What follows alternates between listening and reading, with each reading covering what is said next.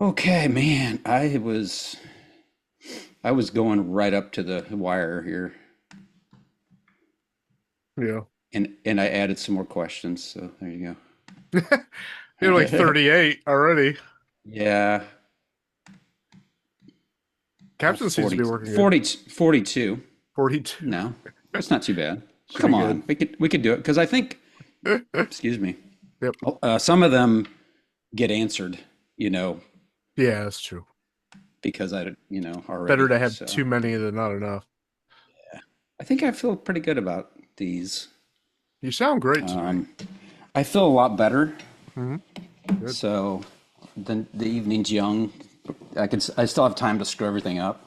Yeah, I was But gonna say, I mean, if you want at right. any point, I can ask some questions just to give you a rest. I don't Yeah, care either way. It's just up to you. sounds good. If you need a break or whatever. I don't know if you ever need a break. I never need a break. Yeah, well then you're good. I'm just kidding. I do. Hey guys. How's it Hello. going? We got Emmett and Daniel. All right. Hi. Very, very prompt. That's Very right. prompt. Yeah. Appreciate that. Is Austin? Guy? Austin. I was trying to come up with his name. Austin. Yeah. Is he joining us? I don't know. I I We'll believe see, used so. we'll find out. We'll find out, I guess, huh? How you guys doing? Doing not well. doing good. You're looking good. Do Heck you do yeah. you do you feel as good as you look? I think Emmett does. Emmett's Uh, beaming. That's right. yeah, I'm looking out my window at the Pacific Ocean, so it's hard not Oh, to oh have my a gosh. good attitude. Yeah. Hard to complain. Yes. So, uh, thanks a lot for joining us. I was waiting for Austin, but we'll see if he shows. But Yeah, thanks a Yeah, lot for taking a lot, or thanks a lot for taking the time out, guys, because you know your time's valuable. So thanks so much for letting us chat with you and hear about take you into the past a ways, oh right? gosh. Hear about some things you're probably tired of talking about, but who knows? But you know, we have some hard hitting questions ready for you. Very hard. So first, do you want to start by talking about love, or uh, take a trip down the Gypsy Street, maybe? Or I'm being stupid. You'll get used to it. Jim knows, right? Well, I know. But yeah, we got a lot of questions. I told Jim I was adding questions right up into the Bitter end. uh, a few minutes ago, which usually Great. I don't do. So we'll see. Hopefully, we'll get to them all. Um, I left a lot off because I knew we probably weren't gonna get to them all. So I don't think we ever um, usually get them all, do we? not quite. No, Not usually. we come pretty close, but yeah, depends on how the guests talk. Are you guys going to talk a lot? Guess we'll find out. Yeah, See, sure. we're off to a bad start. Just kidding. I'm loquacious, so it'll be no problem. Yeah, we'll talk about that a little bit. Your yeah. loquaciousness, is that the word?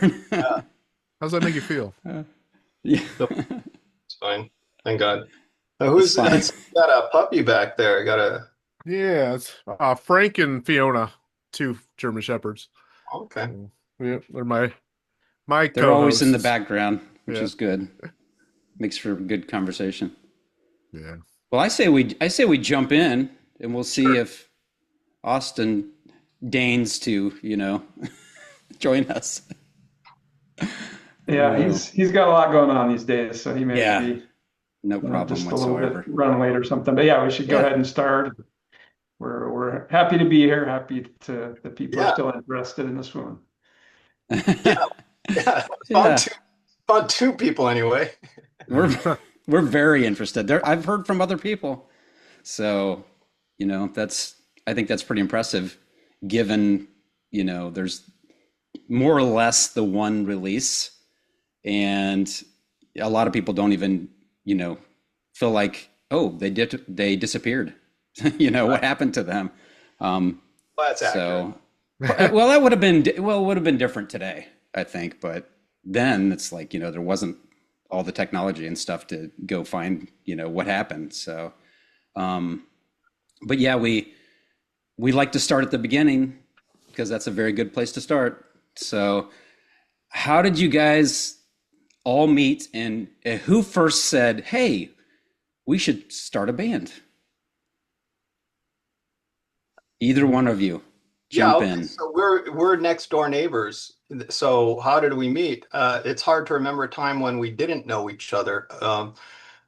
So, you know, Emmett was maybe, I don't know, 6, 7, when I moved into the neighborhood. My family moved into the neighborhood there, and Austin, the little brother.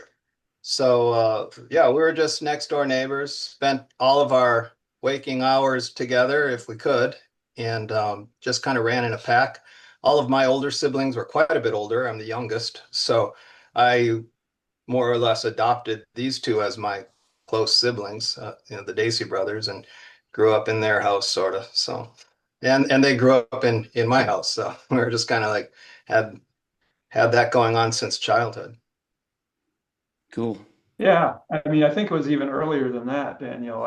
Because one of my earliest memories of my human existence is when Austin was born. He was born at home. Daniel and I lived across an alley, basically, from each other. And Austin was born at home. He's 3 years younger than I am, so I would have been 3 if I can do math. And I remember walking. My parents sent me away because there was a midwife and a doctor in there, and they didn't want me there, Uh, mucking things up. So they sent me over to Daniel's house, and See? because they knew your parents and they knew that you were about my age, and so that might have been one of the earliest connections that we made. But wow.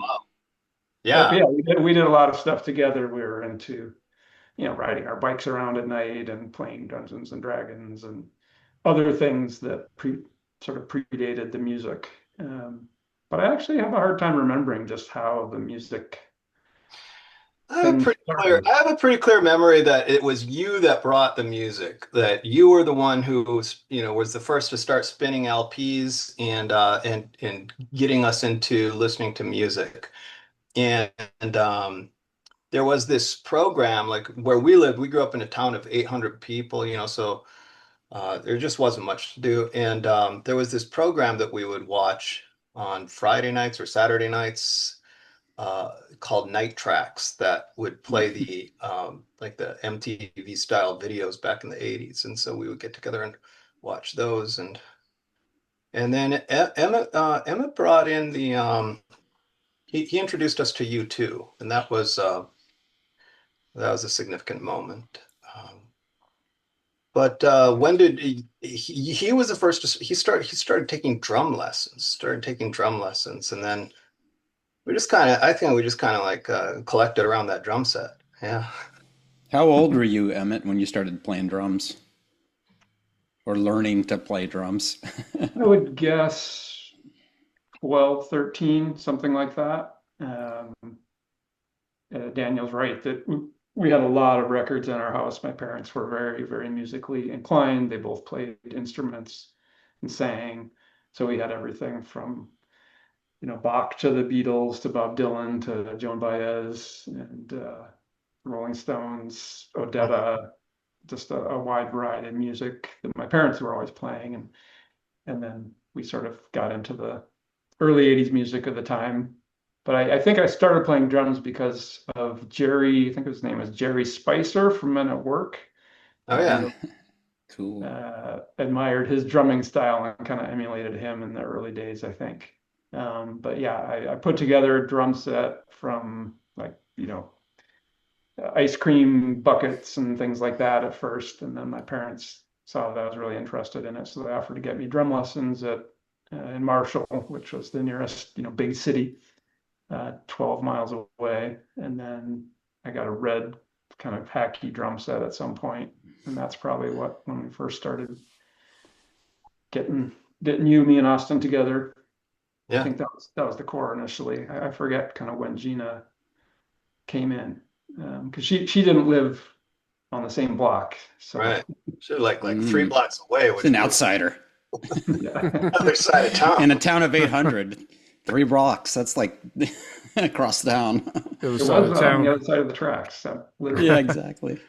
We were just goofing around. We were just goofing around, and but we just never stopped. We didn't know when to stop. We were just like, you know, Yeah. So yeah, so you mentioned your town, Cottonwood, Minnesota. yep. Is that right? And so, how did that, contribute to your creativity? Like being from that small town, did that have an impact, or just you guys were just cool anyway? You know? We definitely weren't cool.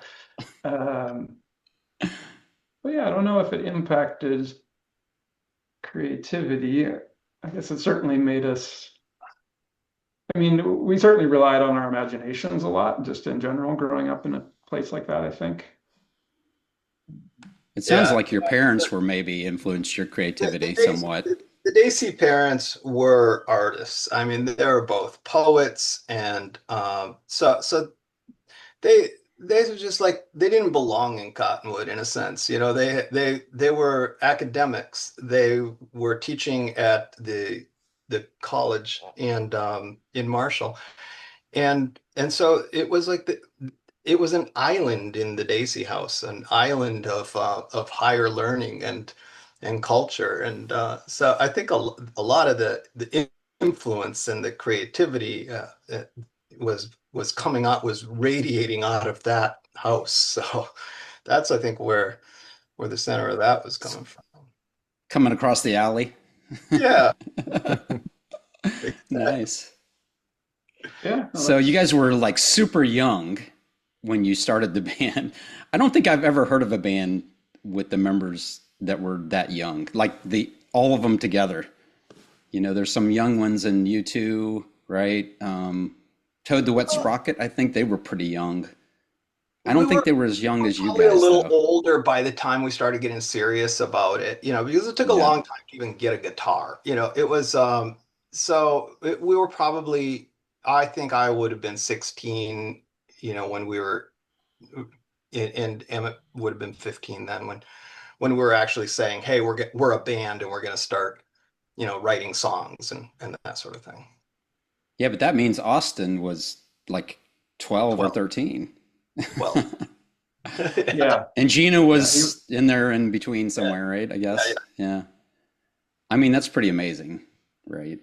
I mean, Well, even you that should hear those. You should hear those original cassette tapes. It sounds like, it sounds exactly like you. Well, I don't even like to think about what I was doing when I was 12 or whatever. But yeah, that's really cool. What were those first, speaking of those first rehearsals, like what were those like? Like where was it at? Were you in a basement, a garage, wherever you could be to plug in? Yeah, a little bit of both. Is that what you said? What was your main, did you have a main hub, like where, hey, you guys can play here, your parents' house or whatever? Initially, it was Daniel's basement, right? Yeah, that's right. Okay. We moved into the garage for a little while. We then there was a garage up on off of Main Street. I think that was connected to my parents' print shop. Oh, yeah. We were in that for a little while. There was the unfinished section of the Gillespie house when we were like up in the unheated the unheated attic. Yeah. So yeah, then there was that church building on Main Street that we moved into and got kicked out of.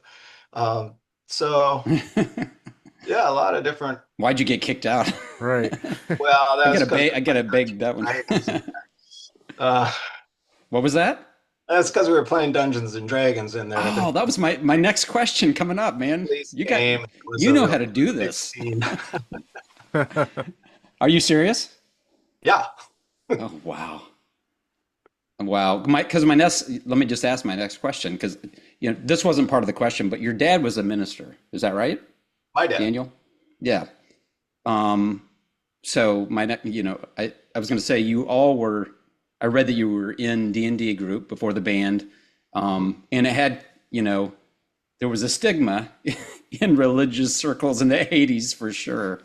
Mm. And I wondered how that affected the band, or that maybe that was before the band or whatever, but Yeah, I don't think and how it it was. affected you, and did you care whether whether Yeah, my anybody thought father was anything? not. My father was not keen on it. He was not. Yeah. He didn't like that we were doing that. That's for sure. But the band, it didn't really those it didn't really affect it. Uh, we were a Christian band, so that kind of like solved that conflict, that potential conflict. Uh, but yeah, it was. I had a good relationship with my parents, so You it was. didn't throw out at concerts. You didn't like throw out tokens or whatever. I don't even. I've never played D&D. I'm Oh, ignorant. really?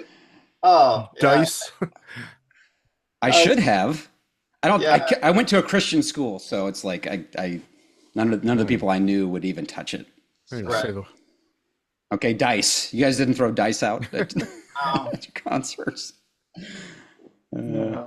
I think Okay, I'm a little there was an disappointed. Go overlap ahead. period, but I think the Dungeons and Dragons went out the window, once we really started getting serious about the band, because You're too it busy takes a lot of practicing. time. Yeah, Yeah. a lot of we needed a lot of practice. yeah, we did.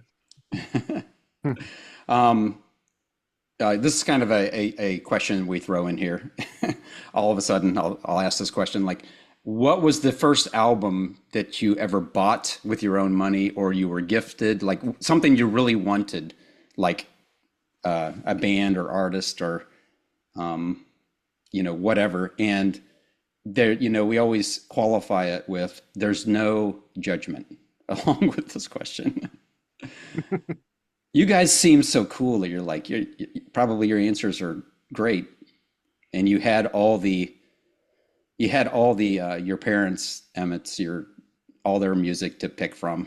So probably a lot of good stuff. You already mentioned a bunch of great bands. So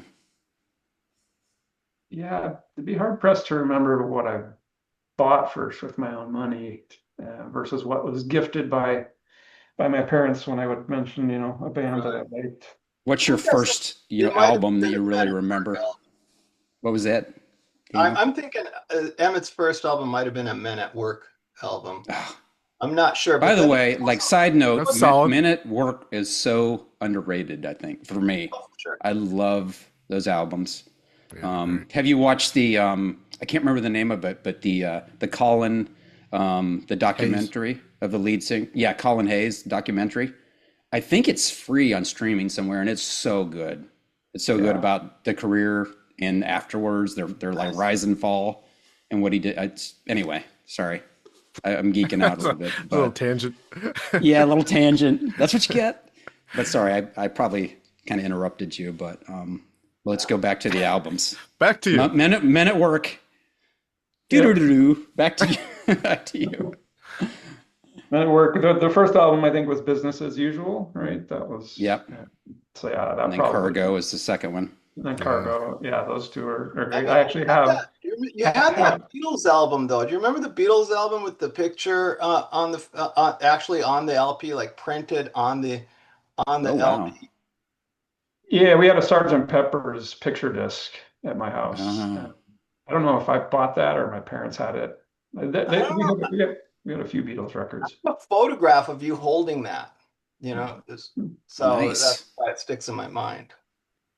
Yeah, Sergeant Pepper's was a pretty big album for me at that age. That's a great album. Yeah. Yeah. Yeah. That was one of my, I mean, I didn't have a lot of the Beatles albums, but that I had like a handful, maybe two or three. And that was one of them that I bought on purpose, like sought out. It's a Yeah. great album. Yeah, well, yeah, the Beatles were a big deal for us when we were younger. I do remember going through the Dacey's whole collection. Um, and they had a lot of Dylan, so we were listening Oh yeah. to a lot of Dylan, um, stuff like that. It was How about you, maybe stuff Daniel? that What as far probably as stuff albums? our peers weren't really listening to, because I mean this Mm, was the early '80s, and so we were listening to a music collection that was maybe 10 years older than us, or 15 years older than us. That's what was going on. yeah. Yeah, I'm sure that shaped you as a band as well, especially your youth, what you were doing in your youth, you know, all those influences. Um, what type of venues were you playing when you started playing venues? Churches, wherever, you know? Youth group functions, churches, that sort of thing, wherever we could play, American Legion halls, that sort of Oh thing. yeah. Yeah. Do you have any memorable gigs around from that time? From those earliest days. Yeah. Yeah. Um, Or yeah, any time, but yeah. no, they were mostly embarrassing. I have a lot of embarrassment. Remember, it's like this, Those are good stories. Yeah. right? I'm You glad I brought that up. go out Sorry. and you'd rehearse and rehearse and like think that okay we're gonna, and then you go out there and I was such a spaz that it would just like everything would just fall apart on stage, and so I was the bass player. Okay, so originally I was playing bass guitar, which I had absolutely no talent for, no sense of rhythm, really, just absolutely no musical talent whatsoever. So it was. Yeah, it was just always a disaster. It was just like a train wreck that was going to happen every time we took the stage. So eventually, eventually we got a bass player, and that's when things started to click. That's when things started to really come together. But that was near the end. That was like we were already spooling down at that point. Like as far as like as you learned how to play and began to play more, um, what was your, talk about any of the gigs that you felt really good about, you know, as you began to, be more practiced, and also like, was there a favorite song that you performed live, leading up to the Neverland and Benson release? Yeah. I mean, I think for me, some of the gigs that I remember as not as train wrecky as Daniel seems to, we're yeah, a few years on and we're out of Cottonwood. I think Yeah, that's when I felt like we were sort of starting to at least hit our stride. Yeah. get something that we weren't totally embarrassed to when we came off the stage. And so we went to some, like the Sunshine Festival, I think, in Wilmer, played on a side stage there maybe or something, or would go up to some of the bigger churches in the Twin Cities that actually had like a music venue part, maybe even separate from the church, but it was like for youth, youth music gatherings and things, and they'd have like a real PA and a real light rack, it wouldn't be anything fancy. And so I think part of that feeling of proficiency probably just comes from the fact that you're playing on better equipment and you actually, sound better just because Yeah, you got a better I'm sure. system. And the crowds were Yeah. bigger and there were like, people that we didn't actually know that seemed to like the music, right? I mean, if Yeah. when we're playing in Cottonwood to our 15 friends, of course they're going to be nice to us. But I think playing out up in Minneapolis and some of these other venues, which yeah, was a few years into things. So here's a memorable gig. There's this Battle of the Bands competition in Falcon Heights, which is a suburb of the Twin Cities, Minneapolis, St. Paul. And it was if you won this Battle of the Bands, you would get to play at the Sunshine Festival in Wilmer, which was a big deal in the CCM world. It was a really big deal. So we were pretty stoked up about this, and we I think we actually took two swings at that thing. So the first time it was kind of like, oh, okay, we're just feeling it out. And the second time we went back and we took that stage and just came out blazing, like guns blazing on that stage. And we had this song called Sweet, Sweet Heaven that we dropped at that venue. And it was a real banger. And that's we won that competition. But I remember there was someone there who had a club in on River Street in Riverside in Minneapolis, and that same day they had been at the show and they said, "Hey, we don't have an act tonight. The act fell through or something like that. Would you guys come over to our club and play at this club?" And we were just like gobsmacked and just like, "Well, yes, we would." So that was to me that was a really that I remember that as a fantastic and that's when things really started to turn around for us as well. And yeah, so I had totally forgotten that. What club did we end up playing at? okay, the club, what was it called? It was on Riverside. It was called the Beach Club. Yeah, the Beach Club. And I remember we ran out of songs, and so then we ran out of songs that night at the Beach Club, and so then we just started. We did an impromptu knocking on heaven's door that became sort of a staple after that. That we like the encore song, it's like is that you get the encore song and you didn't have anything. Well, I got nothing, So we pulled out knocking on heaven's door. That was pretty boss. So yeah, I've always like that. That was like that was that same year. Then we must have won that competition at Cornerstone, or maybe it was the next year that we won the competition at Cornerstone. So that's when things really started to click for us, and that we won the comp as a battle of the bands at the Cornerstone Festival, and the big prize for that was an album contract, with a label, and so wow. we did it, we hit the stage and we came out guns blazing, on that, and we had already released the cassette of the Benson Beatrice, the as a little demo tape, right? And so we had that music ready to roll, and we won that competition, and then well, the story of the album is a whole nother that never came through. That never came through. Oh, really? Yeah. So that was before you recorded the what was the name of that label, Emmett? Or I'd can like we to, not? I'd like to know. Should we not? No, I'd like to know. If you don't want to say, don't say it, but it's been long enough and it's probably folded. I'm sure do they still exist? Many years ago. I have no idea. I have no idea. The guy who ran it, his name was Caesar. And I saw that's the guy that supposedly signed you to, was it Wonderland? No. No, okay. No. No, but this label, That was before that. They had a couple metal bands, some Christian metal bands, something like that on there. But it was a real label, and they were really producing stuff, and they were really, the big thing then was to get distribution, and they had distribution, and that was the big thing.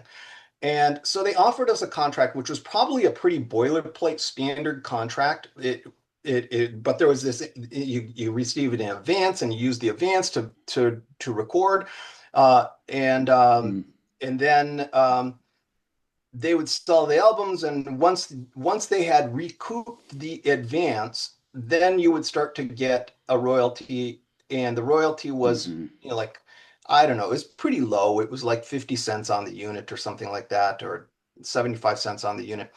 And so we didn't know, like, we're like, okay, is this good? Is this not good? Is this standard? We don't know.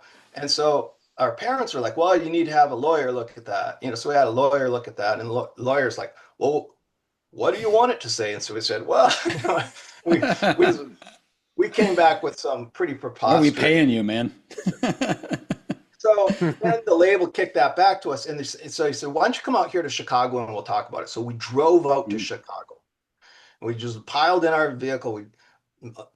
All of us drove out to Chicago and sat down and had this conversation with him. And, it was like back and forth, back and forth. The negotiations weren't really the problem. We were not like inflexible or anything like that. But what happened was, as I recall, what I remember happening was when he found out that the Daceys were not Protestants, that they were Catholics, it was game over. And he kicked that back and he said, well, you need to go back and get in the same church. If you're not in the same church, I can't work with you. Was this Ireland? Yeah, really. I'm telling you, like, I would think the guy was Italian, but, with a name like Caesar. But Yeah, that's true. it was. Anyway, that's how I remember. Is that how you remember it, Emmett? So I do now remember the name of the label. It was Graceland. I'm familiar with I mean, I've heard of it. Yeah, and Yeah. they were around for a little while at that time. This was Yeah. mid late 80s, I guess. Caesar Kalinowski, I think was his name. Yeah, okay, definitely not an Italian. No, Yeah. no. But Creative yes, parents, I guess. I don't know with the name. I don't remember the exact years and things like that, but I recall it slightly differently. I think he just wanted he wanted the whole band to have like a church that we were accountable to. That we were. I mean, I do think it was sort of like he wanted it to be the same church. I don't remember it being the fact that we were Catholic as being the sticking point so much as just wanting to know that we were all pretty solidly grounded in In a Protestant church. I'm just kidding. I don't even think it's Protestant because your dad was evangelical free, right? I guess that's a sect of That's a Protestant. That's a Protestant Yeah. church. Yeah, I guess. But yeah, my father wasn't. He wasn't at that time leading a church. Yeah, and yeah, so that was probably. Wow. Very deflating, right? That was sort of a disappointment. And so when Charlie Peacock heard about that, and he heard that we've been, rebuffed by the label, he offered to take us out to California and work with Derry Dowdy of the choir, and we used their studio to record the Neverland material. Yeah, now that you bring that up, did you stay with his parents? Yeah, I read that, but I don't know if that was true or not. House. Right, yeah. Mm-hmm. Oh, they had a guest house. Okay, that's cool. Yeah. And follow-up question, because I'm jumping around a little bit, but since you brought it up, so what's your perspective, your memory of Charlie on the production of the album? Because the one side was not produced. It was by Charlie Peacock. It was Jim somebody. I forget his last name. I have it here in my notes somewhere. Shine? Is that close? Schreier? Yeah, Shire. I think he pronounced it Schreier. It's just called James, produced by James on the cassette, right? That's right. Which I thought was pretty cool. Yeah, I thought that was pretty cool. But the Neverland, I guess, sessions or whatever, they called it Neverland, right? Because I guess that's where it was. There was something I read that I didn't want to assume is true. I just wanted to hear from you guys. Like, what was your perspective on Charlie and his involvement or lack of involvement with producing what was recorded at Neverland? I can give you my thoughts first, and I mean, maybe Daniel will have a better memory of how we got connected with Charlie. But I don't really remember sort of the initial connection that was made there. I do remember that around the same time we were talking with Terry Taylor, Oh, who, wow. between Terry and Charlie, they were like, gods Big. at that time in Yeah. the Christian music scene. And, to us as well as, obviously many crowds. And we just admire both of them. So to have, either one of them sort of reaching out to us. I mean, I remember standing in Daniel's kitchen when Terry Taylor called. I'm like, oh my gosh, it's Terry Taylor Wow. on the phone. Wow. Yeah. So that was a big deal. But I don't remember like who, if we were talking to him at the same time. And I think with Terry, there were just some logistical things that it wasn't going to work out. Whereas I just recall it with Charlie, it seemed like, it was going to work out with his schedule. He was going to be in California, in Southern California at a time that we could do it. And, he had the connection with the choir and their studio at Neverland. Um, and I think, had Derry seen us at Cornerstone? I don't know if Derry had seen us at Cornerstone. I know Charlie did. Charlie saw the show at Cornerstone, Hmm. and he felt like I remember him saying that was like watching the Rolling Stones take the stage. And he said, I don't know what's going to happen with this album contract, but if there's an opportunity for me to produce you guys, I'd want to be that person. And so that's how we ended up in that relationship. Um, yeah. Um, so I know there is this. I've read that too. That he wasn't that involved in the production. If that's what you're alluding to, it's not Yeah. really true. He was very involved in the Yeah. production, but he was also very distracted at the time. He was having some sort of like, we I think we were in there only like 2 weeks, which with that analog recording, that we were doing, that was like, you needed every bit of 2 weeks to lay down those tracks in those days. And he was, I remember that he had some sort of like, there was some sort of issue back home that he was trying to manage on the phone while we were, trying to record and such. And so, but it wasn't a big problem. Look, we pretty much handled the production ourselves on the Benson Beatrice material. And not the mastering or anything like that, but so we knew what we were doing.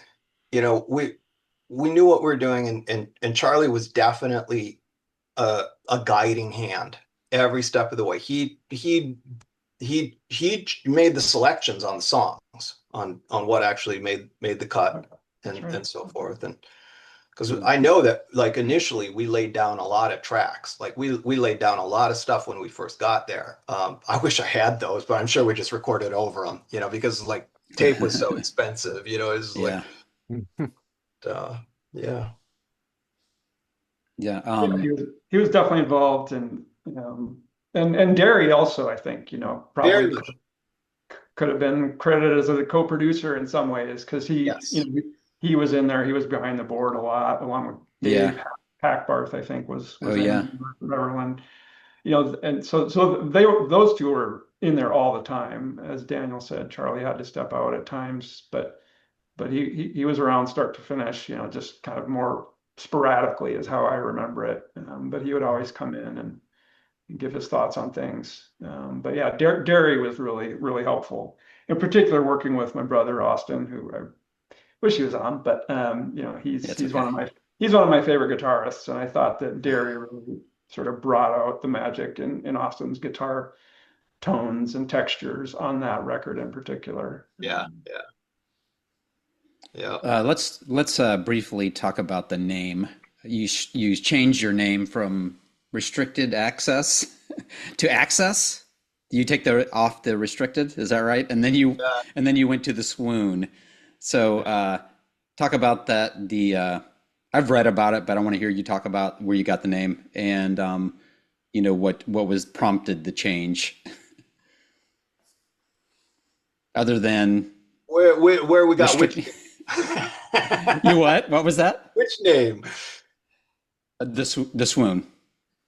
Yeah, You can talk okay. about, Emmett can you tell you know, about the name of the Swoon. The name Restricted Access was just it. That was a throwaway garage band name that we had just unfortunately selected. back, yeah, I mean, back in those days, you had bands like there that's was an Minneapolis band that had won the Star Search contest called Limited Warranty that we recorded in their studio and such. So that was just sort of like an '80s kind of like way to name a band. But, yeah, yeah. So Yeah, I what think what that's did right. And then we dropped restricted just because it sounded sort of off-putting or exclusive, and we wanted to be yeah. more open. But then, yeah, Accessible. we never You're really granting access to the yeah. band. granting access. Yeah, and we didn't want to have any kind of negative connotation with sort of spirituality or something, and and then, but yeah, we never felt like it fit, especially as we grew musically. It didn't really fit kind of sort of, I think, the where we were going thematically, as in particular with Daniel's, lyrics and Austin's songs. And so we were looking for something a little more poetic. And as Daniel mentioned, both my parents are published poets. And my mother's first book, the title was The Swoon. And we were always kind of taken with that word. So, and it seemed appropriate, maybe a little too literal in some sense for music, but yeah. So then that one stuck. Um, Cool. that was from my mom's book.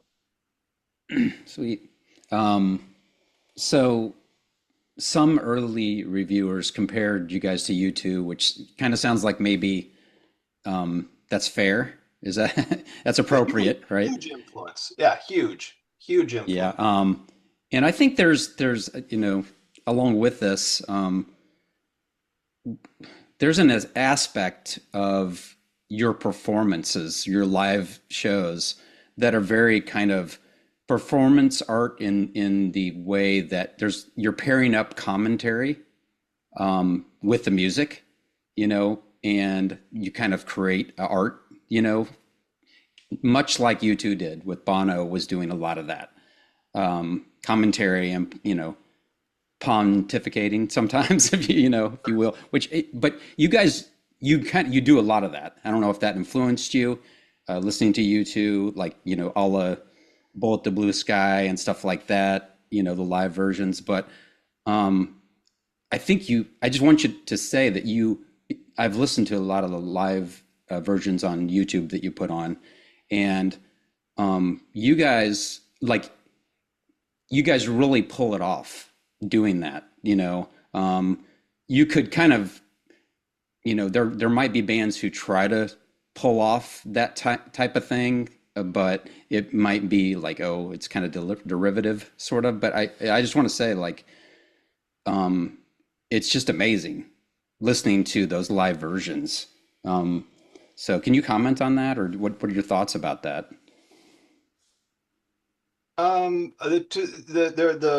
The local paper, the local arts rag here in the Twin Cities was called City Pages, where they would cover the art scene.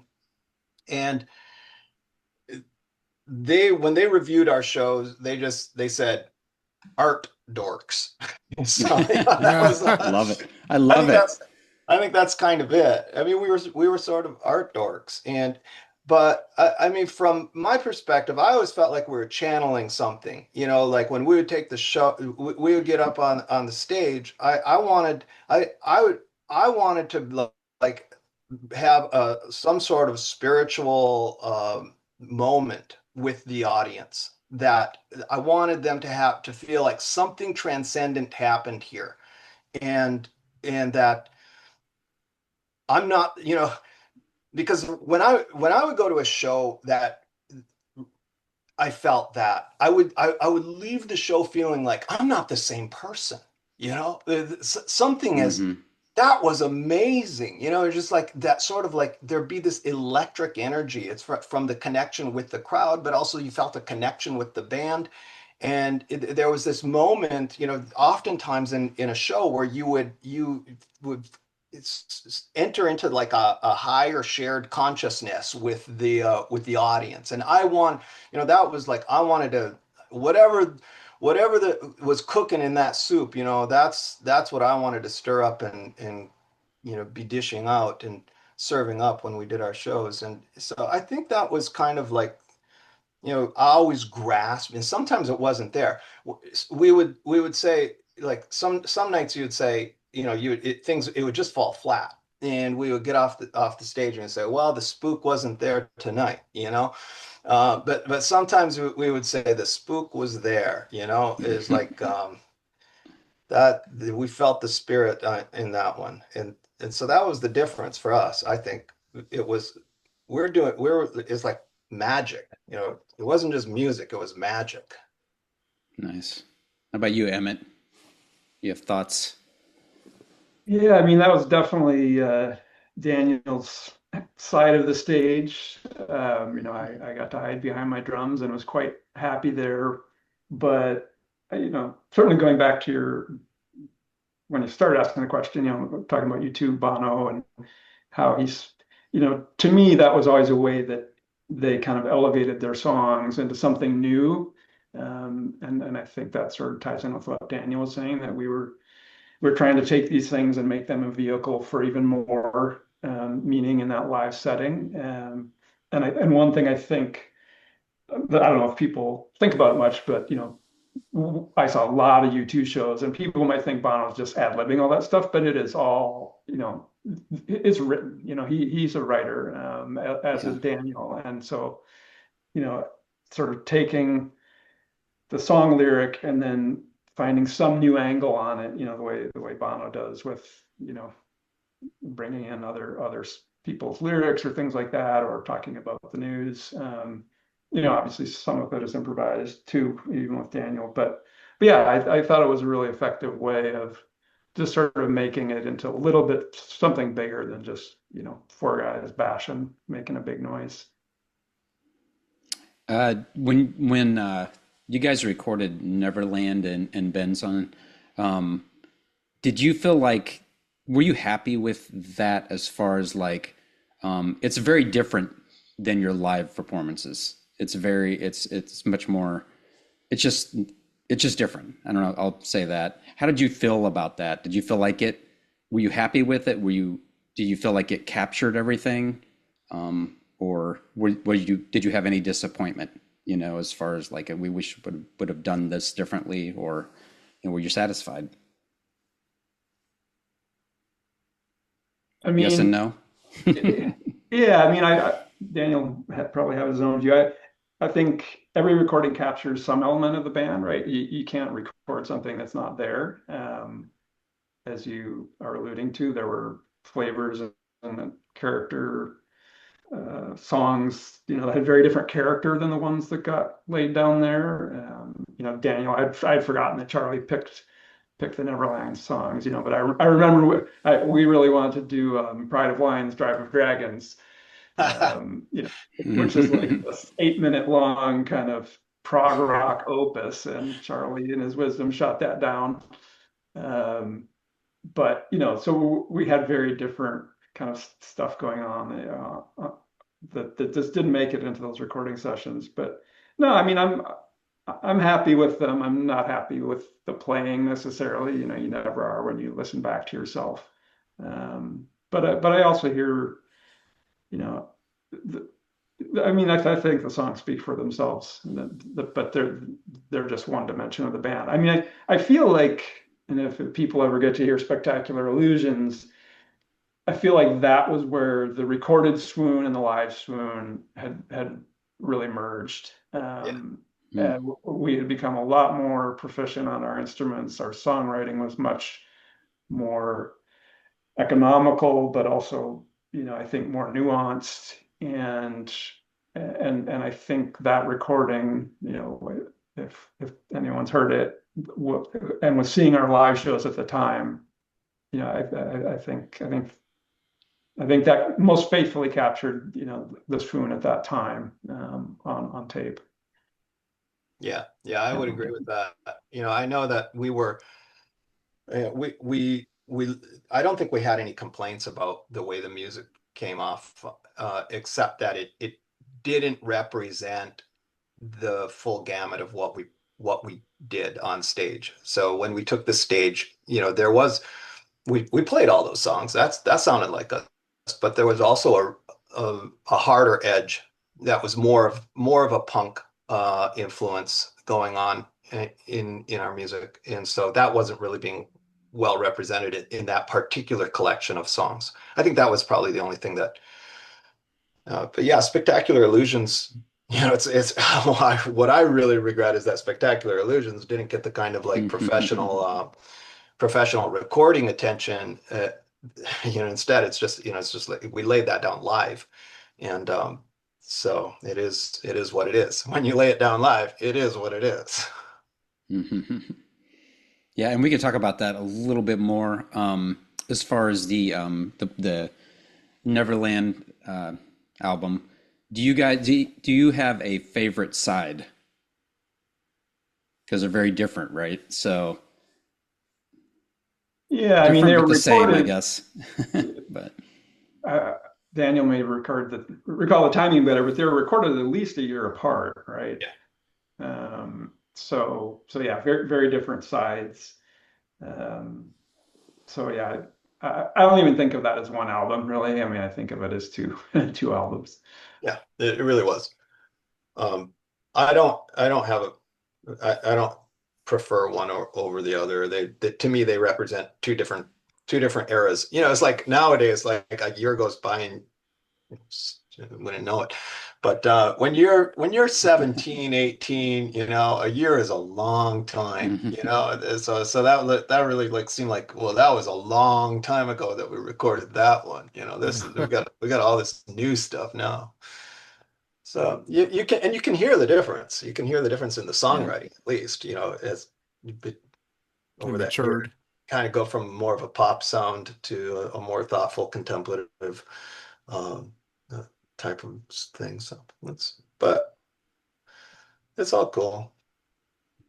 I mean, a how big about difference is that on sorry, Jim, but on no, go ahead. Neverland, we had a bass player. That was the turning point, right? That's That's it. That's after Troy had joined. Yep. Yep. yeah. Yeah. So Troy joined between the two sides, basically, of the Yep. album. Okay, so had Gina left, or is she still there at that point? She's He still was there. still there. Okay, Yeah. So that's what I thought. Neverland Yeah. had all five of us. Yep. The Okay. largest incarnation. Glory Yeah. days. The glory. How about the cover art? Um, how was the decision made on the cover art? It's just like abstract, blurry.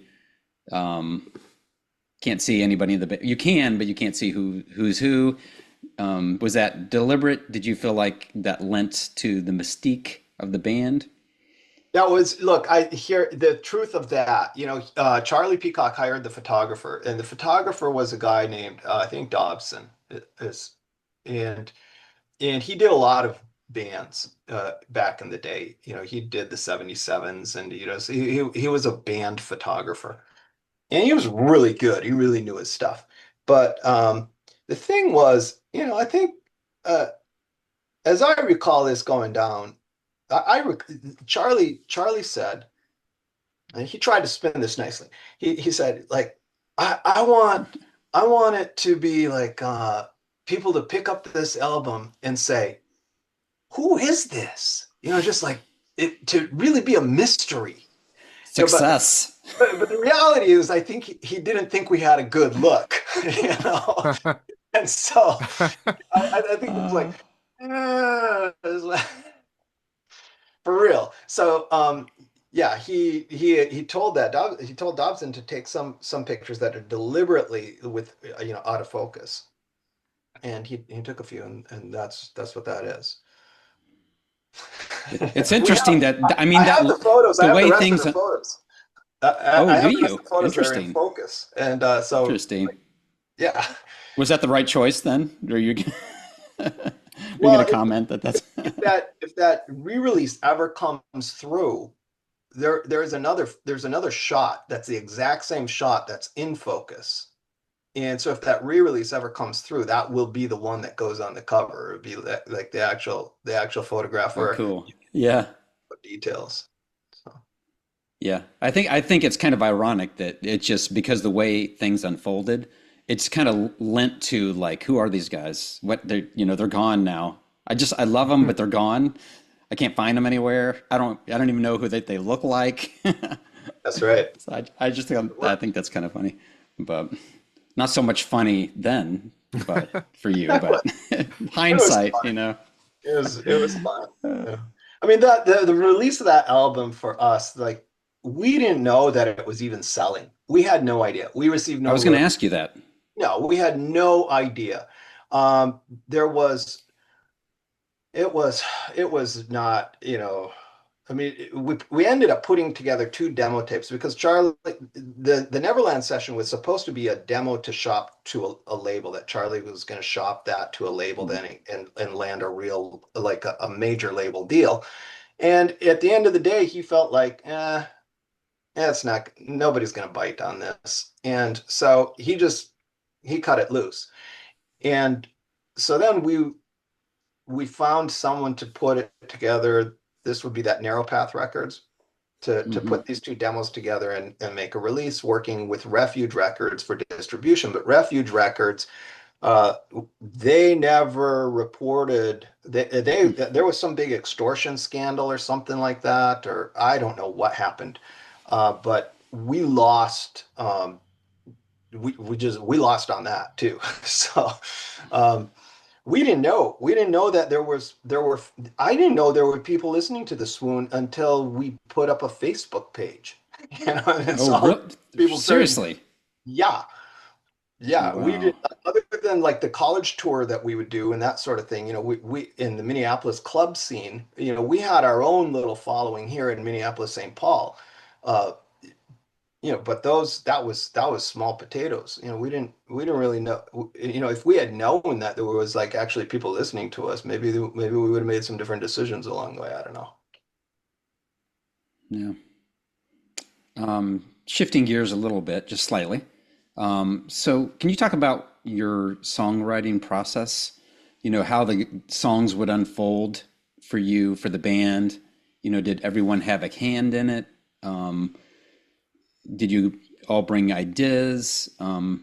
It seems very deliberate to your arrangements, and matching the lyric or the instrumentation to the emotional content and stuff like that, and choosing the instruments and the sounds that go with that. That was way too long of a question. I apologize. No, I think I know what you're asking. I mean, again, too bad Austin's not here, but my recollection at least is that sort of Austin would come up with musical ideas on guitar and or piano, and Daniel would separately be working on, lyric ideas, and then they would sort of you two would sort of get together and try to find things that matched up. Yeah. I mean, there may have been cases where it was more organic,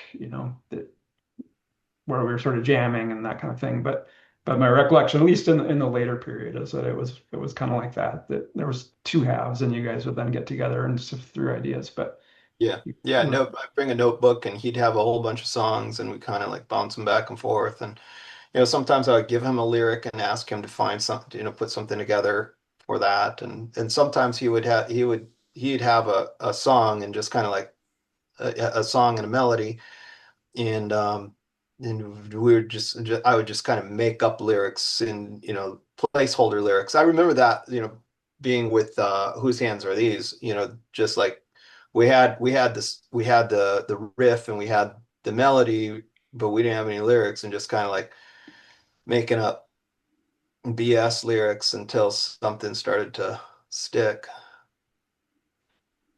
It seems like there's a mixture of realism and poetic imagery in the songs. Like some of them, they kind of feel like stories, but they're Yeah, also then you go into this sort of a mystical imagery, poetic. So they're kind of hand in hand, and it kind of maybe gives me as a listener sort of a reflection of in relation to like what life is like. So yeah, yeah, is that kind of the what you were going for? yeah. Yeah, that's it. You know, the idea was that each song should be a story. I wanted them to be stories. I mean, with Spectacular Illusions, I was working towards like a collection of songs that would be like a Grimm's fairy tales kind of like collection of stories, of story songs. Um, we never made it that far, but yeah, each one was supposed to be a story, and I was very much influenced by magical realism at the time, which was a genre of literature that I was introduced to in college, and it just really that seemed to me like, oh, magical realism is what's real. That to me felt like, no, it's magical realism is the real thing. This is the real world. And so that's, yeah, that's kind of what I wanted. I wanted the songs to like start here and pick you up and put you somewhere else on a different plane. That's kind of the vibe that, and this still, if I was to do it today, that's still what I would be doing. So it sounds my next question was maybe you just answered it. How did your writing shift after Neverland, that album? And it sounds like maybe that's basically what you're answering. My writing was headed towards a more folk direction, like more folk music type of direction. Hmm. I got this book by Carl Sandburg called American Songbag that was a collection of old American folk songs, right, that he had put together. And I thought that was fantastic. And I was like, well, we should do folk songs. And so I was trying to go in that direction, but I was also like really loving the idea of retelling fairy tales. So at least for one album. I mean, it's sort of a concept album, right? That's what I was doing. Austin, having a bass player to play with, Troy Bartman, man, he was having a great time, just like creating these riffs, complex riffs that would these interweaving melodies that he could like communicate back and forth with the bass guitar. And so that was, that was something that was really developing nicely. So yeah, the sound was maturing. That's for sure. You just answered my next question. How Troy, influenced the chemistry and changed the band, contributed to that. Well, look, Troy, when we took in Troy, we had to teach him to play his bass guitar. He was just another kid in Cottonwood. We thought he's got a good look. Yeah. How old was he? 17? Oh, no, no, no, no, no. Older? Younger. Younger? I Gosh. think so. Yeah, Yeah. he was the youngest by a couple of years even, I think. And it caused a bit I recall a little bit of consternation amongst his parents when Uh, we all moved up to the Twin Cities and he was still in high school. We were all out. And I forget how that played out, but anyway, but yeah, he had no formal musical training of any kind. I don't believe, but he's probably one of the quickest learners I've ever seen, and he could just pick up an instrument and within a few days get semi-proficient on it. Yeah. And yeah, his bass playing just added a lot as Daniel said. Um, just free and it freed up Daniel too, just to be more you know, he can move around without knocking over mic stands with the bass neck, which she's you done. can grab your flute. Is that what- That's right. Yeah, That's yeah, that's right. Yeah, that's right. So how yeah. about the when Gina left and who was helping out with like the synth or keys or piano? I think Austin played, keys a bit, but we actually were really, focused on. I think because of that extra dimension of Troy, and by the time Gina left, Troy and Austin had this really great kind of interplay between them musically that we already had enough going on that we didn't. I don't think that we were really writing on keyboards. I mean, No, we there's weren't. hardly any keyboards on Spectacular Illusions. It's all guitar and guitar-based drums and Yeah. a bit of flute. So We tried a few. We auditioned a few people to fill in for the keyboards, but nobody. We didn't really find anyone that really picked it up well. So we were open to it. We were open to adding, finding someone that would fill that spot because it was missing, it was missing something. But yeah, Yeah, it was harder to play some of those old keyboard focused songs. yeah, And like Whose Hands, I think Austin would play the intro on keys and then shift the guitar, and that was it. But yeah, it definitely changed the sound. So after that album, when you mentioned Spectacular Illusions, um, so you working you were what were your plans as far as recording and getting a deal and um, you know trying to find one, and then why was it never released? well, no, it wasn't. It was never meant to be released. Spectacular Illusions, the Mm-hmm. album, that Mm-hmm. there was that wasn't it. That was I call that posthumously recorded, because the band we had already like said, okay, we're done, and then we got back, we got together to just lay down those songs to record them for posterity.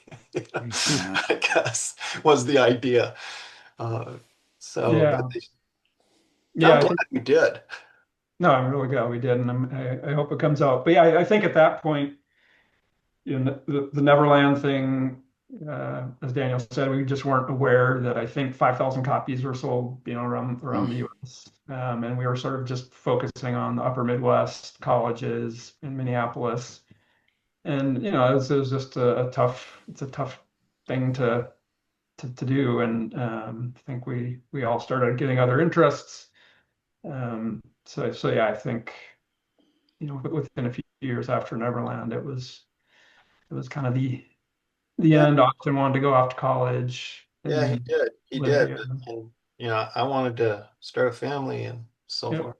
Um, I don't know if you guys are aware, but at some point there was like, I don't know if it was the record company, but somebody had like a stockpile of the CDs on eBay because I had the cassette a long time ago, and I got rid of it, not because I didn't like it, just because that was the great cassette purge of like 96 or something when I was shifting over to CDs. Um, and I was looking for the CD forever. I didn't even know there was a CD made, a compact disc at the time. This was probably be in the late 90s. And all of a sudden there was a whole bunch on eBay sealed copies. So that's where I scored one. But it was really hard to find because the name of the band was such that you kept coming up with somebody has the album, or who's the band that has the song called the Pretty Swoon? Fab Sprouts. Yeah, yeah. I kept coming up with that, and I was like, oh, that's not right, and it was hard to find. So I don't know. I thought that was interesting. Somebody must have been. I don't know if they needed money and they had a stockpile because I just kept. I think I bought it for like $2, and I was like, oh man, I can't believe they're selling this for this. I don't think they could. I think if it was out, a sealed copy was out now, people would be paying more for it, I think. But because CDs have even gone out, Sure. Yeah. skyrocketed. But I don't know. Were you guys even aware of that? No, No, totally off your radar. it was Yeah, the radar. The yeah, Swoon was off the radar until uh, we until recently when we were contacted by um, Low Fidelity about a re-release. That's the first that we'd really reconnected even. Let's talk about that a little bit since I'll jump around again. This is Jeffrey Kotoff. Is that it? That's how you say his last name, I think, or close to Yeah, I that. think so. Yeah. Um, and I know you have a song on a compilation because I just, gave some money to help him out, and I think he gave that to all the fans or whatever. But but how did that come about? Exactly. He just reached out to you guys. Yeah. Yeah. And so now there are plans, which may be, you know, on hold, for a There's been while. plans for 5 years. I don't know. Okay. It's So- it's been 5 years. So yeah. I don't know. I saw you started releasing videos. I think you even said like, "Hey, how about if we just put these out there on YouTube and Right. see what happens?" Yeah. Yeah. Uh, He was he says it's going to happen. I talked with him. I said, hey, we're going on this podcast, and they're going to ask about this. yep, What's 100%. going on? What should I Yeah. say? He said, no, you just say it's going to happen, and we'll be looking for something next year. But we'll see. It's in God's hands. It's not. It's for us. It's not like we're hanging our lives on it or something like that. Yeah. It's just kind of a novelty thing. But you hope it comes out. Well, I think because I would my hope would be to be able to release Spectacular Illusions. Because Yeah. the difficulty is that we did give him in the process early on, we did give Low Fidelity the rights, like to all of that. Like Low Hmm. Fidelity owns all of that music.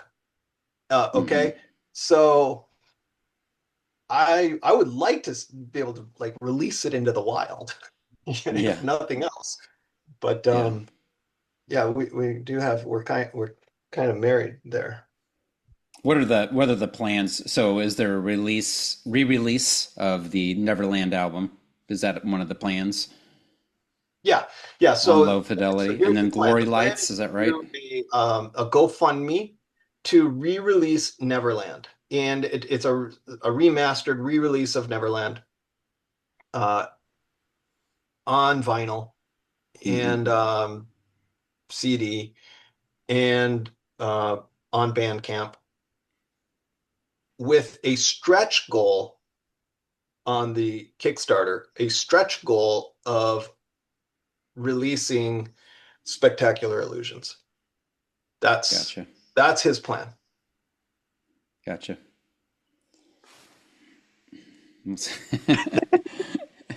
In God's hands. Yeah, exactly. That's exactly right. That's a good way to look at it too. Um, I'm gonna try to keep my place because I'm jumping all over the place now, and that's great because that means you guys are talking.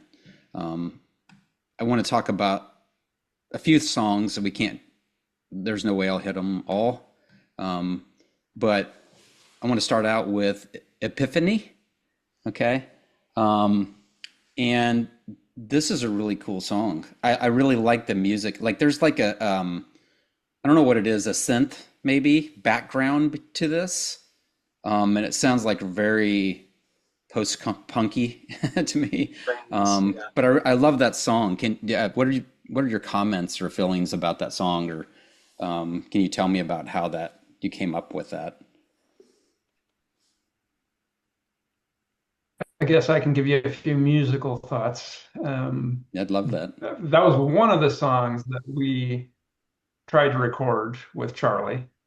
And I also remember that Derry said it was one of his favorite lyrics he had ever read, song lyrics. And I agree, it's one of Daniel's finer ones. And that's a hard, that's hard to pick from that group. Hmm. But yeah, I mean, I remember just really liking the music, and it was one of the first songs I think where I really felt that we had sort of gotten to a more sophisticated place with marrying up some musical ideas and Daniel's lyrics, and still kept it original. And it was a bit, I mean, is this the sort of redone version that Daniel? Is this what the one we're talking about, Daniel, that you Yeah, put that's what up? they would have heard. Yeah. Yeah, Yeah.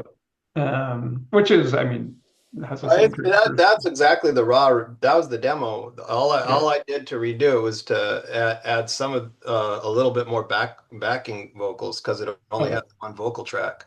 that's right. That's right. Yeah. Yeah, but no, it was always a favorite. to play live. And yeah, I was kind of bummed that it didn't make it on Neverland. I feel But like the bass line is really great on that song as well. Um, yeah, Troy's a really inventive player. I mean, I was actually took sort of mentally prepped for this interview. I listened to Spectacular Illusions last night, and some of Troy's bass work on that is just so cool. Yep. I really hope folks get to hear it someday. But yeah, even on Neverland, which was right. I mean, he hadn't even been playing Starting. bass for a year when he did these tracks for wow, Neverland. Yep. that's Yep. pretty amazing. Yeah, he's a quick study. But Daniel, I don't know in terms of your side of that song. No, there's nothing, there's really not more to say about it. It is what it is. I do remember having a conversation with Charlie Peacock about this song in the studio where he asked me, okay, he said, okay, what's it mean? What's the meaning of this song? I was like, just it's whatever you want it to mean, Charlie. Exactly right. Whatever you want it to mean. How many times has that been said on this podcast, Jim? Several. I sure hope that's not true. Steve Kilby said that. Whatever you want it to mean, man. Not to me, luckily, but that's cool. I want to jump to a song because Emmett, you're being very, I think, um, you're not talking a lot about your drumming and giving it the spotlight that it needs, and the element that it brings to a lot of these songs, especially the live versions are pretty amazing. What you're doing and what you bring. And I've been listening through all these repeatedly and hearing some that I missed somehow because you got a big old list of videos on SwoonTube, right? But the Via Doloroso, that video, I think it's pretty long. What is that thing? It's like probably 10 minutes long at least, maybe, or something like that. And I think I don't know if it's true, but I think I read that you sometimes would end shows that way. And I think maybe you did in this concert footage. I'm not sure.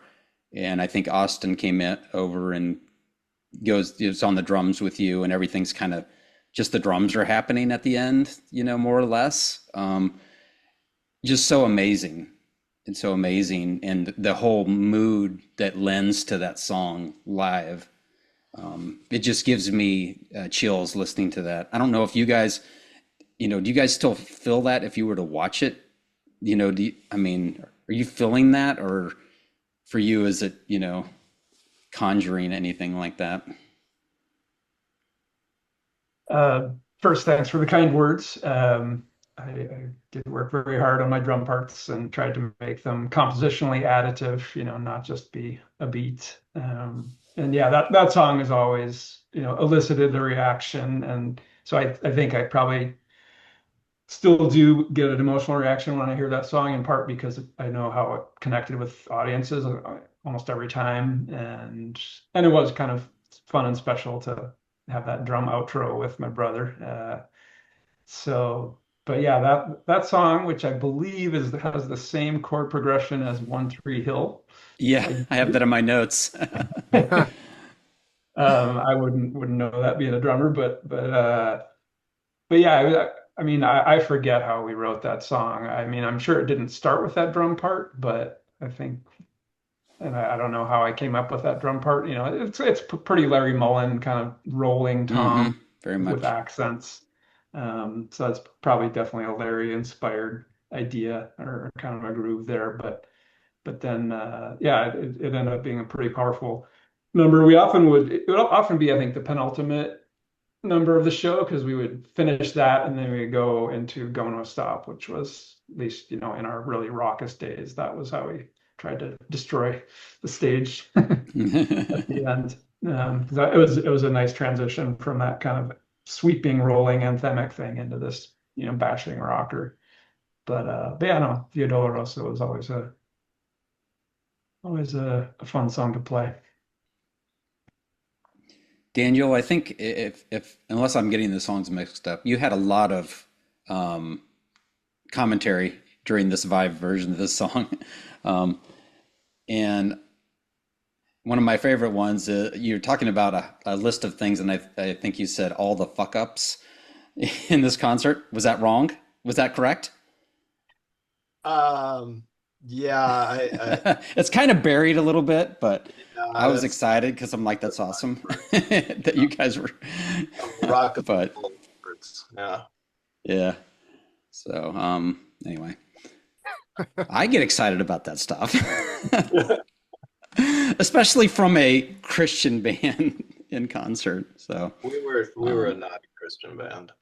right, and that's kind of what I'm what I'm getting at, you know, tongue in cheek, you know. Um, but one of the other songs, I love all these songs from my college days from Neverland, and I don't know, I found it in a bookstore in Springfield, a Christian bookstore in Springfield, Missouri, that was near my college, and just back in those days, if anything looked cool, maybe I had read something about it in a blurb in True Tunes News or some other magazine, but I grabbed it and listened to it, and my roommate and I fell in love with it and wore it out. Um, and Down on Gypsy Street or I can't say it. Gypsy Street Legacy was the name of the song, right? But we loved that song, and we loved the mood and your vocal style, and everything. But we loved the line, "Yes, I have a job," and you say that over and over again, and you're like, "Yes, I have a job," and then you say, "Ringing a bell." Yeah. We used to sing that all the time. So anyway, I think you have a lot of standout lines in your writing, and that's just one that I, wanted to mention. So I Yeah. thought that was Yeah. really Well, that cool. was like, that was the always the thing is like, are you going to be you're going to get a real job, right? You're not going to, Yeah, that was always like Their the, parents. you're at that age. It was like, yeah. you can't do this, don't think you're going to be doing this as a career, And of course, we were wishing, hoping, dreaming that we could do it as a career. Yes, I have a job, and so what is that job? Oh, Johnny B. Good, he could play that guitar just like he was ringing Ringing a a bell. bell. And that was the pun going on there. Cool, cool. Where'd you come up with that song? Just from, was that the premise, That was the basically? premise. That was it. Premise was the Down on premise of Gypsy that song Street. That's awesome. was this sort of eclectic hippie arts community that we were part of, this sort of like, you know, um, self-styled gypsy living. And you know, there was another band that we hung out with a lot from Sioux Falls, South Dakota. Sioux Falls, they're called Children. And yeah, so we would talk and I'd think about them, and we would talk about these dreams and aspirations. And, you know, it was just such a beautiful dream that we were actually going to be able to do something like this and sustain something like this. And that was really the premise of like, hey, if you just believe, you know, we can Yeah, we can make it work, you know. yeah, cool.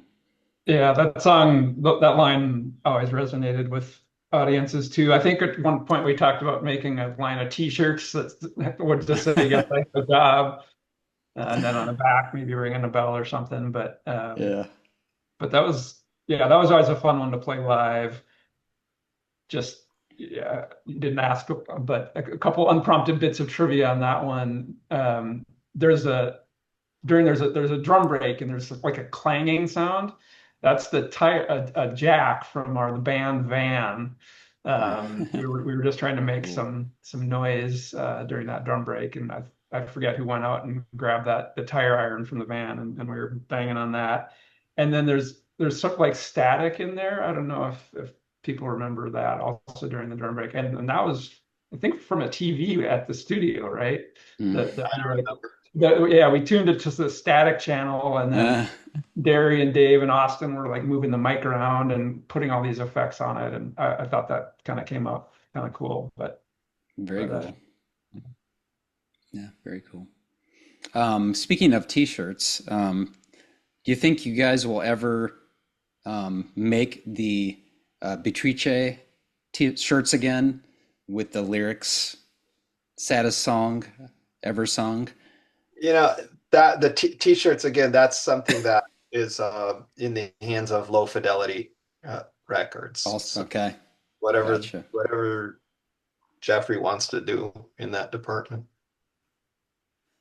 That became kind of a iconic picture um, of that was made by an artist, right? Is that correct? Yeah, Like drawn. there was an artist that we hired to create that image. Yep. Yeah. And then you had that as the backdrop and you had shirts Yep. and yeah. So was that kind of you leaned into that as you're like, oh, this is kind of like the swoon, you know? Yeah. There's a girl swooning. Yeah, that's cool. That's Yeah. it. You got it. Yeah. Yeah, and that was supposed to be Beatrice, from the Dante song. So that's supposed to represent Beatrice is supposed to represent divine love, and Yeah, that's cool. all that symbolism kind of stacked on. And So the song Square Dance Candlelight, um, I think it's fair to say there wasn't anything else like that on a Christian label. I don't think. Then or since maybe, but what what inspired that song? square dance. Okay, that's I wasn't sure if it's literal or not. Sounds pretty literal. Yeah, yeah, you don't have to look too deep there. Yeah, cool, cool. Um, the the song "Speak Soft" was covered by Poor Old Lou, the band.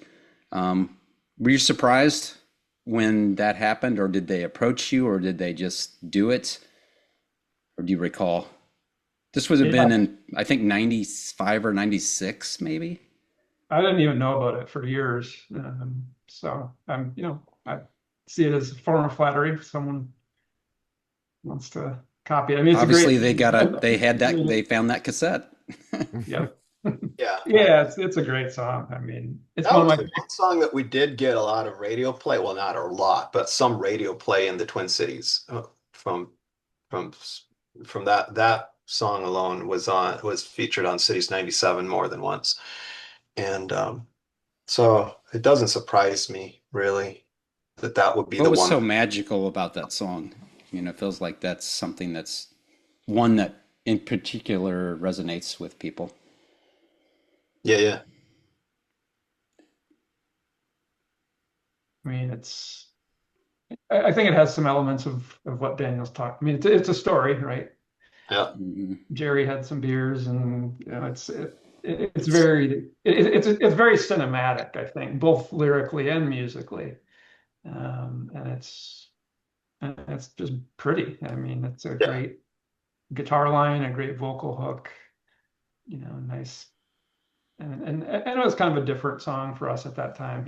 I think it was one of the first. Maybe it's our only song that has no drums on it. Hmm. That's why I like That's it. right. Sitting there thinking about it, huh? Um, Looking back now, like what are your feelings about that time? You have regrets, and are you proud of that time? Yeah, Nostalgia, all of the above. for a long time I never looked back. I just, I for a long, long time I never just life moved forward, family responsibilities. Um, I was pursuing my studies and such, and so it was just like, well, that was a thing, you know. But I Yeah. never really, I didn't even have when we were approached 5 years ago by Jeffrey from Low Fidelity. I didn't even have a copy of the music. To like, I hadn't Mm. heard it in I don't know how long. So so I got it. I bought a copy off of Amazon. I ordered a copy of the CD off Amazon to just to even hear it again, Mm. and I was impressed. I thought, geez, this is pretty good. It kind of Yeah. is better than I remember anyway. Um, so now it's like it's just a lot of nostalgia there. That's all. It's like got a lot wrapped up with a lot of nostalgia. How about you, Emmett? Yeah, I mean it's been an interesting ride since then. I've gone on to do very different things, but I actually kind of stuck with the drums for a while after the Swoon broke up. I was played with a band in the Twin Cities called Nero's House Band for maybe 2 or 3 years, and we played clubs, very kind of weird rock, avant-garde, Frank Zappa type stuff. I actually did a CD, which I just looked on Amazon. There's a copy on there for $80, with an artist, Twin Cities artist named Jim Langamo, another Jim. Uh, and I played all the drums on that. And Oh, wow. so you know, I felt like in terms of my drumming, I was actually still learning a lot, and I had learned a lot from working with Charlie. It was sort of tough being under a studio microscope, but I thought that benefited my drumming, and I kept kind of pushing myself on that. So that's why I kept doing these other projects. But then eventually, I just had to go get a real job. Yeah, And I have a job. Yeah, exactly. It's not ringing a bell. nope, not ringing a bell. So I've been doing something else for 20 years. But yeah, about 5 years ago, we really started realizing that there's, a bunch of people out there, hundreds of people that really still like this music, like yourselves. And so I just have sort of a feeling of gratitude that, that the music touched people because we put a lot a lot of work into it. It's Yeah, and if you guys are musicians, you understand, or if you're just music Jim lovers. is. Yeah, He I was left watching. though, so he doesn't count Yeah, right now. I'm just kidding. I see a Fender amp and some guitars back there, and I Yeah. saw He's got a watching it. band called Airedale. It's Airdale. But Okay, it's kind of like it's him. He does all the stuff and produces it and stuff. But yeah, right. it's pretty good. Pretty good. Yeah, But so yeah. it's just nice that people still get something out of the music. I mean that's a really good feeling. So for you guys, is it pretty much like you'd like to see this come out, um, but do you have any thoughts of, hey, someday maybe we would make some more music together, or when logistics or life kind of settles down, if it ever settles down. I know it's hard to get together and stuff, but yeah, what are your thoughts about that? I don't think we have any thoughts about that. I don't have any thoughts. Yeah, I have tried No to desire. a few pieces, and so I did that. I took a cassette tape that we had, or we found. Troy Bartman actually got a hold of this cassette recording of a rehearsal that had a particular song that I had written for the girl that I ended up marrying, my wife, right? And Hmm. so I really wanted to hear that song again. And so he found this, and so then I hired a musician friend of mine um, to recreate it, like to actually like studio recreate it. I told him, I said, Hmm. beat for beat, note for note. and Wow. that was a challenge. And so then that was fun. That was a fun project. And I did something very similar with Sweet Sweet Heaven, which I haven't released into the wild yet. So that's Emmett hasn't even heard that yet. Mm. But that's just fun and around. There's no real plans. I don't think there's any thoughts of making me. I mean, I'm the only one still here. I'm still in St. Paul. Emmett's out in California, and Austin's in New Looking at the York. ocean. Dang Yeah, it, it's like Emmett. we span the entire continent at this point. Yeah. I think it's cool that because it looks like you're done a lot of the video stuff, you know, creating the fables type stuff that you spoke about, like with AI and different things. It looks like that's what you're using. Is that right? Like for some Yeah, of the well, videos? That's really cool. in that particular one, yes. That I think that's the only one where we used AI to create the Which one is that? the it's that's from Spectacular Illusions, a song called Seven Daughters. Seven Daughters. Okay. Yeah. Okay. Yeah. I watched that earlier. Yeah, that's really cool. Yeah. Cool. Jim, you missed it. We were talking about you Uh-oh. and your Sorry. band, I had to run Airedale. real quick. Uh-oh, what'd you say? That it was cool. Oh, okay. I Thank don't you. think they bought it. I don't think they bought it, but Nah. It's nice to say though. no, it's cool. What's your music? How would you describe your band, Jim? Uh, I mean, it's electronic. It's influenced by bands like New Order and that era. Electronic, Depeche Yeah, Mode, yeah, it's and cool. but a little bit of Very, that. but there's a lot of guitar. He's a Yeah, there's a lot of guitarist. guitar. Yeah, Yeah, yeah. he I plays do bass and guitar I and do too guitar. much keyboard in there because I'm not really a keyboardist, but so I always like to do things that I'm not comfortable with, and that's what I do.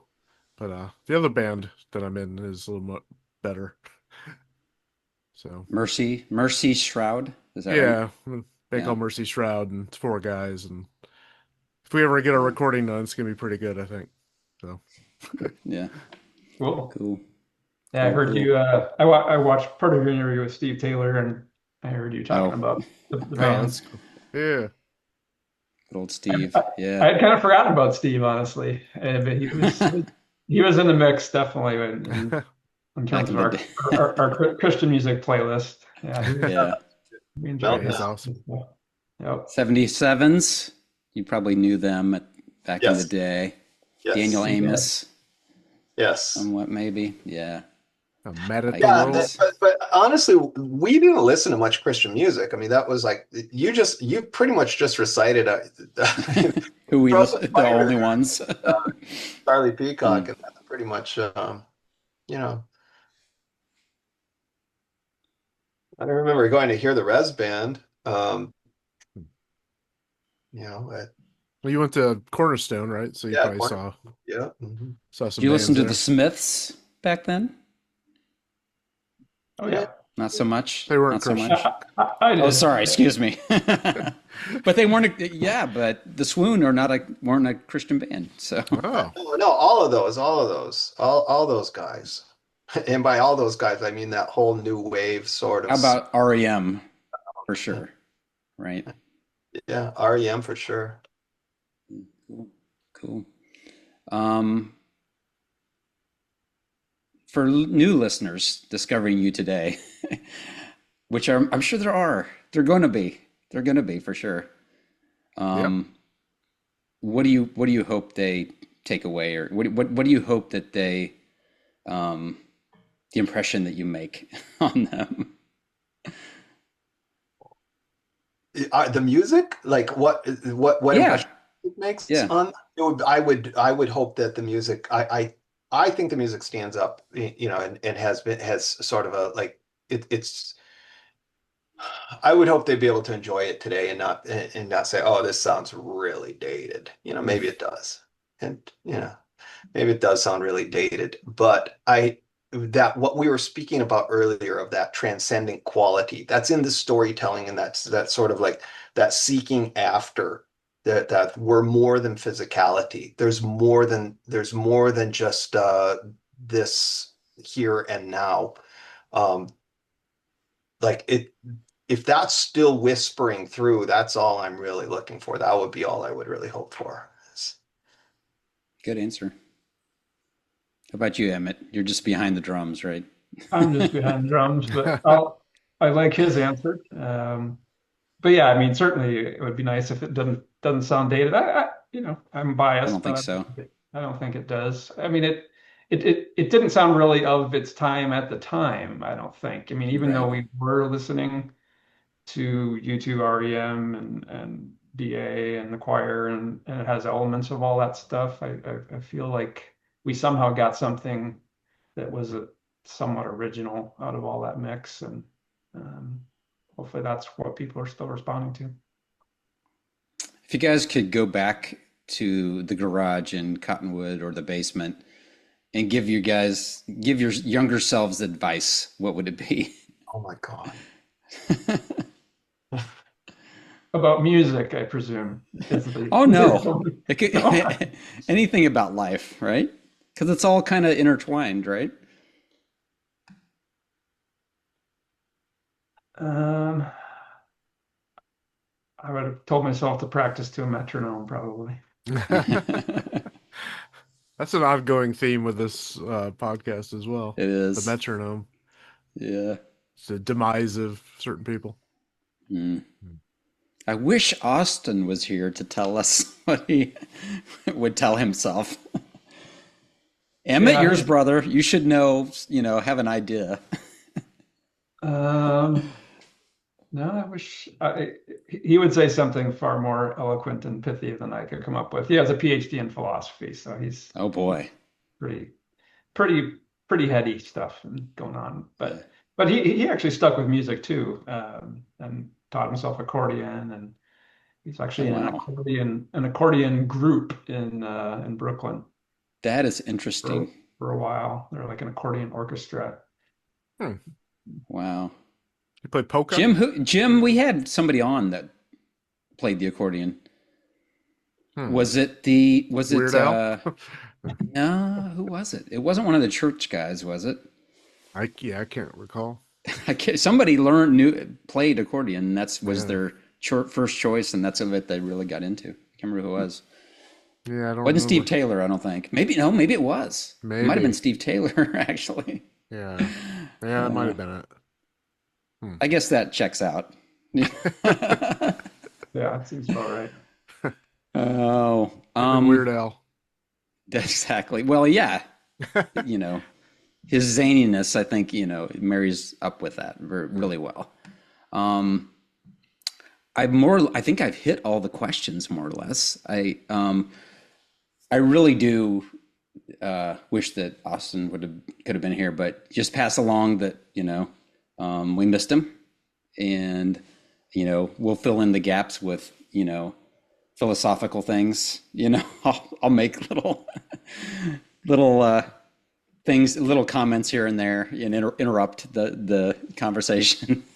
It is too bad he's not here. Austin recorded a solo project uh, during a hiatus that we took shortly after Gina left the band, and he recorded a solo project on a 4-track recorder that was titled "What I Did on My Summer Vacation." And it is absolutely brilliant. It is like really, really like next level songwriting. And I still listen to that. It's just fantastic. Absolutely fantastic. And that stuff, if the Swoon had gone on, that really represents what next generation Swoon, would have sounded like. And so I wish we had been able to record some of those songs, because those are just fantastic, absolutely brilliant pieces of art. Hmm. So first of all, side comment. How many times have we talked about the 4-track recorder on this podcast, Jim? Oh yeah, that's another Pretty ongoing. much every episode. Right. The hiss. Yep. Yeah. Yeah. So Go ahead. What were you gonna say? you guys aren't gonna get back together for some shows? Oh, you missed it. That's Did when you I went to miss the something? bathroom, Jim. Oh, Sorry. sorry. You don't deserve to Man. know. No, I'll let them talk. I'm an old man now. I mean, come on. Well, yeah. I think we talked about trying to do something, didn't we, Daniel? Like maybe a few years back, that we were going to try and get together and play, a few songs. Maybe that was just me and Austin talking. I'm telling you, Audio feed festival. bands reunited. We got to do it. We got We were to. talking about a release party if we ever got that, but no, I can't imagine that happening. Play audio feed in Illinois. It's like What is that? Cornerstone's Okay. replacement. Audio feed Oh, okay. festival. That's what it's called Nobody- now. I haven't even Yeah. thought about Cornerstone in forever. Yeah, they kind of still exist as audio feed or something like that. I didn't even know that. Back to Austin's. So can we hear that somewhere? Well, it's his. Yeah, I don't. If he was here, he could answer that. I have a copy, but I can't share it, on his behalf. Yeah. Yeah, it was only, I think he tried to get it put on digital media at some point, but there were some issues. But yeah, so there's some cassettes floating around out there, but very few and far between. I played drums on 2 tracks, I think, on that. And I feel like Troy might have played on one song too. But Probably. otherwise it was all Austin singing, guitar, keys. He didn't play drums. I have his email address now, so I can I can reach out and ask him. That would be the ticket. I'm one of those weirdos that I really like demo type, like raw quality. Like, I don't know. I'm not saying that it is that, but when you talk about the 4-track, I'm like, I like that stuff like that. I gravitate towards that kind of stuff. So anyway, yeah, no, I think it's you cool. should reach out to him. I'm sure you'd enjoy it if you got a chance to hear it. Yeah, maybe I'll convince them to have a conversation. Yeah, when things digitized for him. are better for him. What'd you say, Jim? So we could get it digitized for him. Yeah, We we'll know take care people. of him. We'll take care of him. We know the Us Kids guys. Have you heard about the Us Kids? No. Oh, see, they don't even know what it is. Oh, that's a Okay. big deal. Go ahead. Yeah, Us Kids is a documentary that's being put together about the Southern California and Southern and Central California, like the alternative, like fringe Christian bands, like Daniel Amos and 77s, and the Choir and all those bands, that were kind of somewhat Undercover. ostracized. The bands we liked because of that, the fringe, anyway, Undercover. Yeah.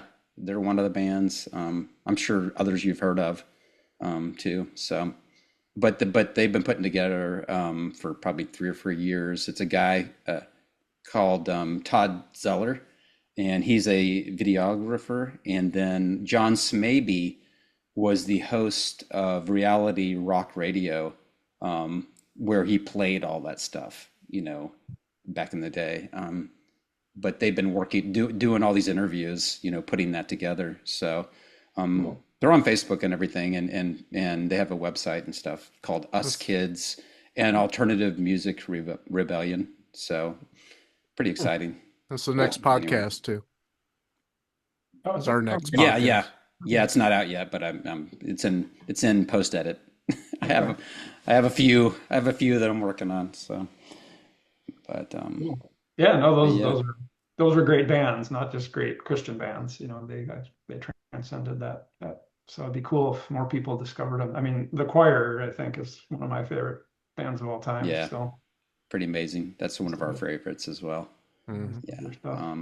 But yeah, you get to hear, like, they, pretty much they get to, talk about all the struggles they had and the record label stuff, and kind of some similar to some of the stuff you guys went through, on a certain level, because a lot of that was just like people didn't have any idea what was happening behind the scenes with the record labels and stuff like that. So, but anyway, pretty cool. Keep an eye out for it. Yeah.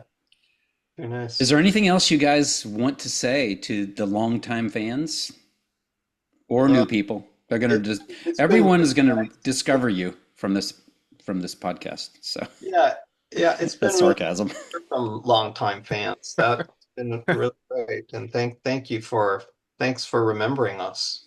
Thanks for listening, and a lot of people that have said, "Hey, this music meant a lot to me. It's been on my playlist all these years and that sort of thing." That's really remarkable. And so thank you.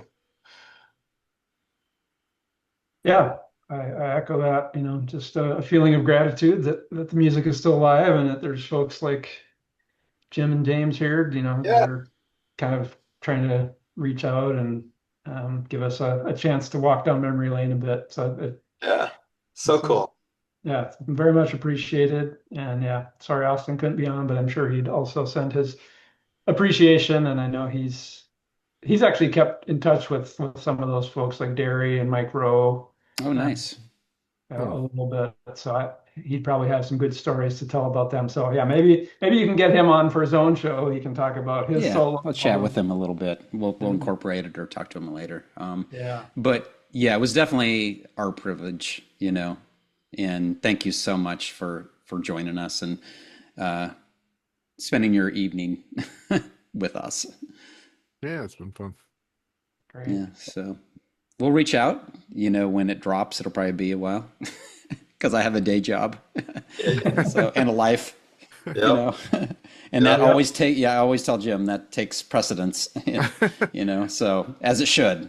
Relationships and stuff. The podcast itself, when it drops, do you drop it in video format or audio?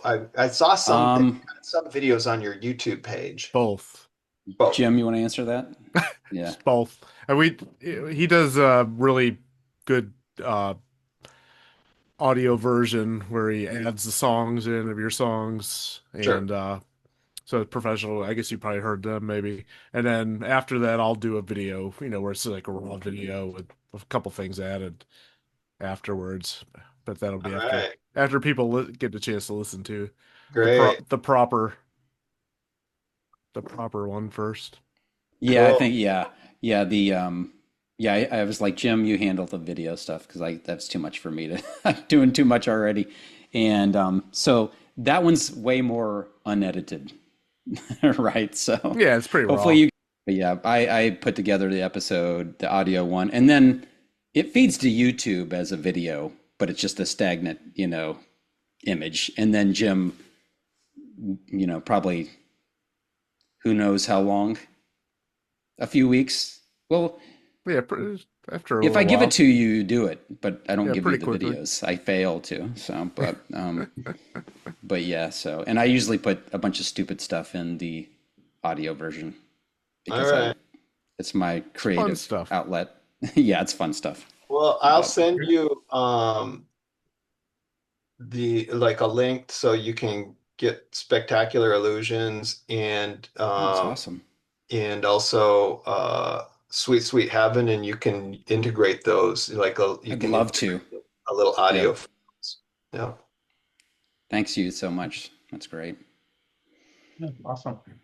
All right, guys. All right. Well, thank you. Have a good night. Have a great night. Well. It's early for you, right, Emmett? It's only earlier. All right. All right. Take care of yourselves. Talk to you soon. All right. All right. Bye-bye. Have a good night.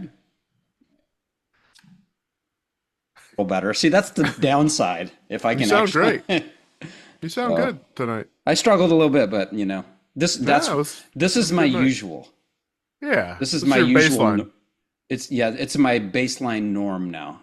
So I'm gonna struggle no matter what. But this is you sounded great tonight. If I'm feeling good, this is what it's like. So. I think you struggled a little bit more last time. Yeah. Oh, for sure. Last week was horrible. I mean, it was Yeah. horrible. I just felt, and it doesn't make any sense because I didn't get a full night's sleep last night, but Hmm. it's just, Yeah. I can't put my finger on it. One day is But, different than the next, I guess. Just that's the way it is sometimes. I still feel bad about the last episode. I haven't gone back and listened to it. It was probably way better than I think it was. Especially What when was the I'm last done episode? editing. My brain's fried. The Julie or Julie's, the yeah. Julies. The Julies. Yeah. Yeah. No, I think it was Yeah. great. It'll be great. Yeah. It'll be fine. But sometimes also, like, I mean, they were really nice guys. Super nice. Yeah, super nice. But sometimes I don't feel as much, chemistry. I don't want to say chemistry, but I mean, they were great. They were very. Are we Chris talking was Julie's or very these guys? The Julies. Oh, yeah. Oh, that was an easy conversation. It was, yeah. So I think maybe just in my head, probably because I wasn't feeling the best about. Well, how do you feel about tonight? Do you think they were pretty good? For 8, I thought it was great.